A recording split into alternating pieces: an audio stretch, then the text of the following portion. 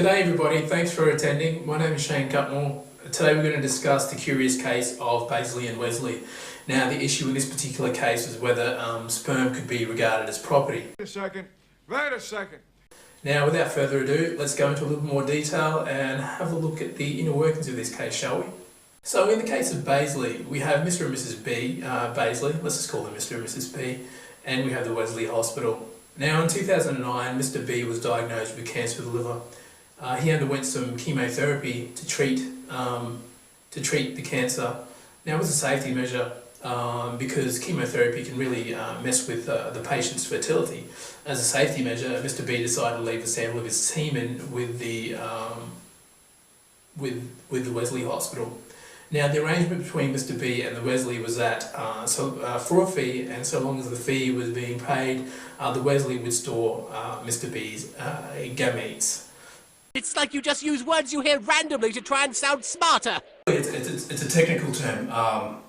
Look, I've got a dictionary right here. Let's look it up. It's not in there. Moving on. Terms of the agreement between Mr. B and the Wesley was that in the unfortunate event that Mr. B passed away or became incapacitated, the Wesley would destroy the semen sample. Unless, of course, Mr. B gave the Wesley instructions to do something else, to do anything else. Oh yes, you have a question, sir? So did Mr. B give any further instructions about what to do about his sperm? Well, did he? Well, thank you, sir. And the answer to that is no. Mr. B didn't give the Wesley any further instructions on what to do with the sperm after, upon his death or incapacitation. So the terms of the agreement stood that it was the Wesley could destroy the sample if any of these unfortunate events did occur. Now, as a side note, in contract law, the agreement between the Wesley and Mr. B would be seen as a binding or valid agreement, but we cannot forget here that this is a question about property rather than one about contract. Okay. Now, it wasn't as if Mr. B thought the worst that could happen to him was the loss of fertility. He actually did very much take seriously the strong possibility that he could die from the cancer. And now he appointed his Mrs. B and the accountant as representatives of his estate. And he also penned a quite detailed will.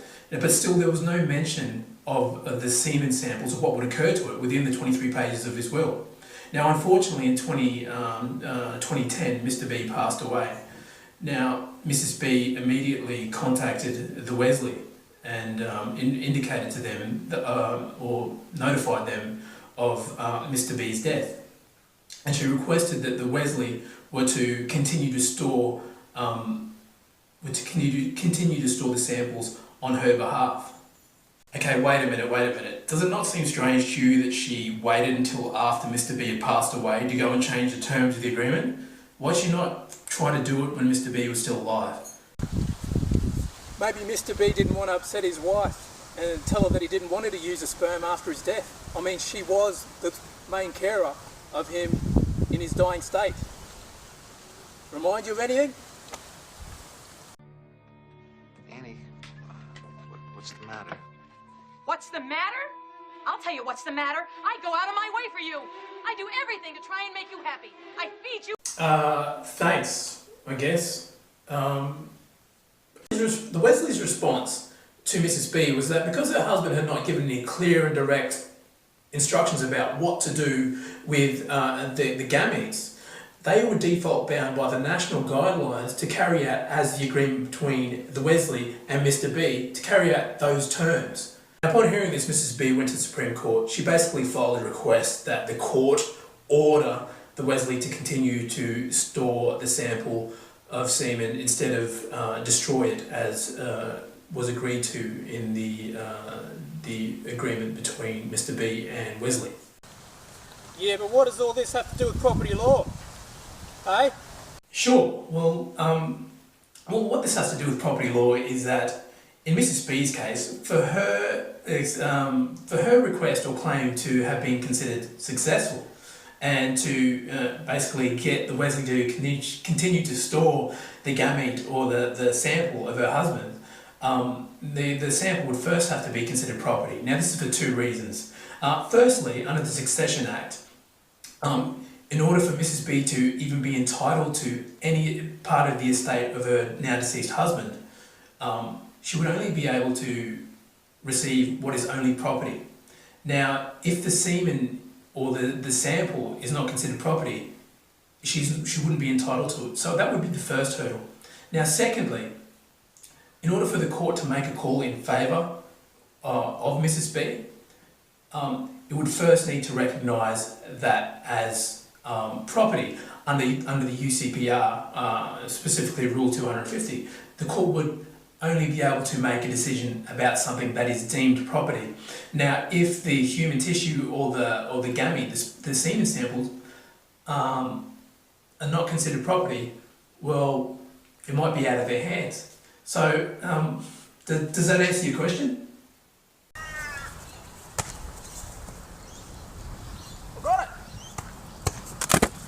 Okay, moving on.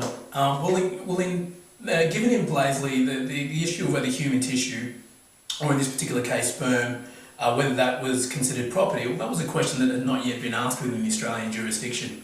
So what the court had to do was to look elsewhere, such as the UK as well as North America, and to find cases there just to get a little bit of guidance as to how to answer this particular question. Now, one case from the UK, a case by the name of Yearworth, where a sperm sample that was not correctly stored by the medical facility and ultimately destroyed, it was considered in that particular case that yes, a sperm sample could be considered property. Another case from the UK, this one's from 1908, mind you, a case by the name of Dudewood and Spencer, where the cadaver of a child, strangely enough, born with two heads that was preserved in a jar to be put on display. It was held in this particular case that yes, even at times, in some circumstances, even a cadaver could be considered, property if enough work and skill had gone into preserving that particular body. Now, this was 1908, so I must reiterate that if we were going by work and skill alone, or by preparation, well, basically storing something within a refrigerated environment, would that be considered work or skill? And if it was, well, if that was the case, well, we might find ourselves in a floodgate scenario where almost anything that had undergone a little bit of work and skill to be preserved could be considered property. And I don't think the courts would like that, because the courts would be flooded with all manner of claims to claim something as human tissue as property. It rubs the lotion on its skin, or else it gets the hose again.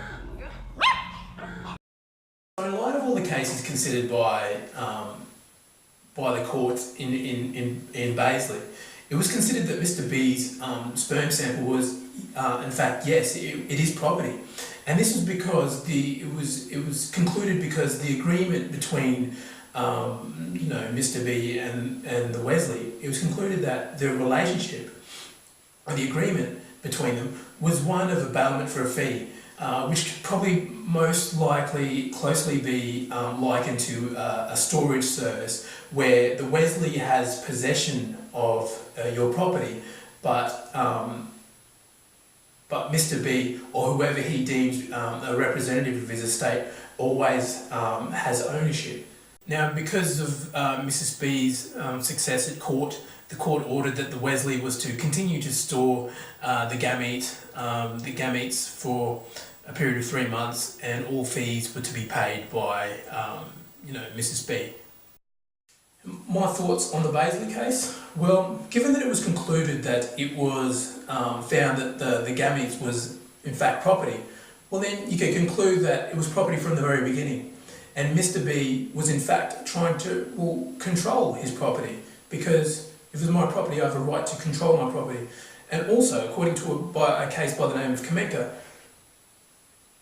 Mr. B would also have a right to exclude all others from his property.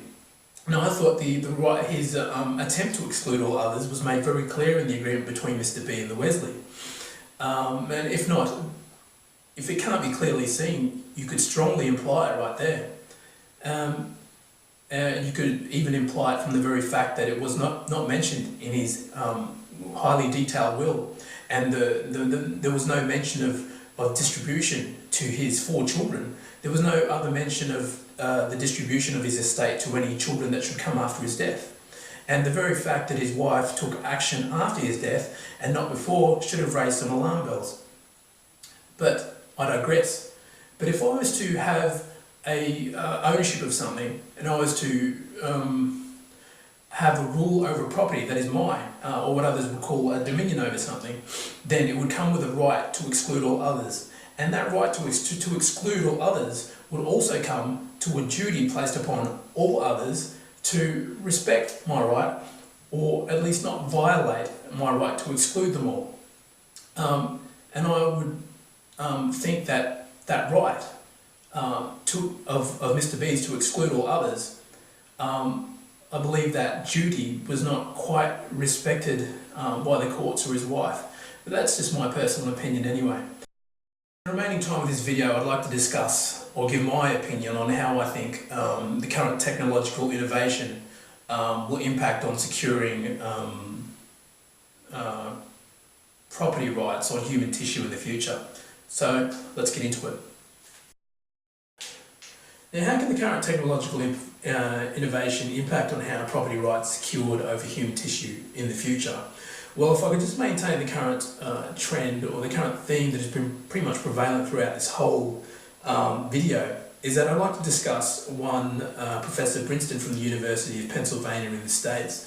Now, the current technological innovation that he employs is the ability to remove the sperm cells from one animal, to reimplant it into another, and to still be able to produce the progeny of the donor animal. I'll just give you an example. And what they did, they removed the sperm cells of a rat and they implanted those sperm cells into a mouse. Now, upon having that mouse reproduce, they found that the mouse was not producing its own little baby mice. It was actually producing the progeny of the donor rat. Now, this is exciting, and it has great potential for being applied in a human context, in that say this technology was around at the time that Mr. B was undergoing his chemotherapy.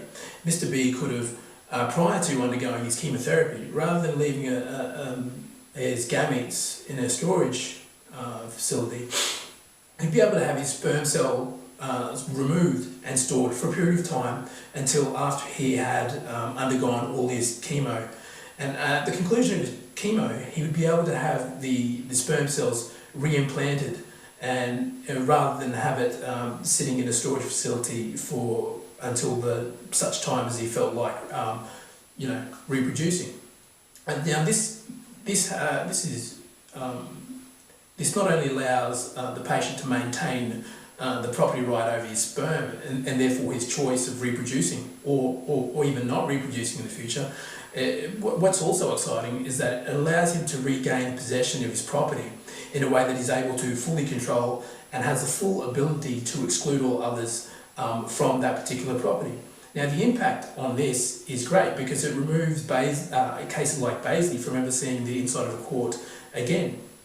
And I believe this would impact greatly in a way that it cuts all the greyness, and the ambiguities and the implications being read into cases that we've seen in Bazley out altogether, and it provides a nice big thick demarcation line where a person would, if he did want to reproduce in the future or after his death, well, then he would leave a sperm sample.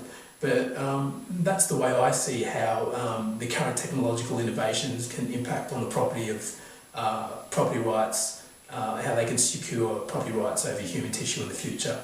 I'd like to thank you for watching the video, and thank you. My name's Cutmore, and I thank you for your time. Good night.